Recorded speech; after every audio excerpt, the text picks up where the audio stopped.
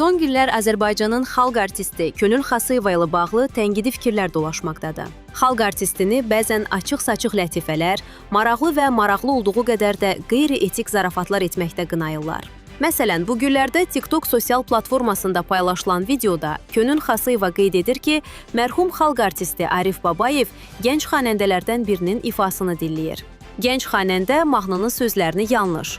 Gəlmişəm otağına, oyadam səni, qaragiləm əvəzinə, gəlmişəm yatağına, oyadam səni, qaragiləm ifa edir. Arif Babayev onun ifasını yarımçıq dayandıraraq qeyd edir. Bala, birinci otağa gir, sonra yatağa girərsən. Bu cür lətifəyə çevrilmiş zarafatlar artıq sosial platformalarda davamlı paylaşılır və bu üzdən Könül Xasıyeva ciddi tənqid atəşinə tutulur. Bəs xalq artisti bu tənqidlərə necə yanaşır? Publika az xəbər verir ki, Könül Xasıyeva Bakı Vaxtı Azı açıqlamasında səsləndirilən qınaqlardan xəbərdar olduğunu deyib. Tənqidlərə cavab vermək istəmirəm. 60 yaşım var. Danışdıqlarımı danışmışam.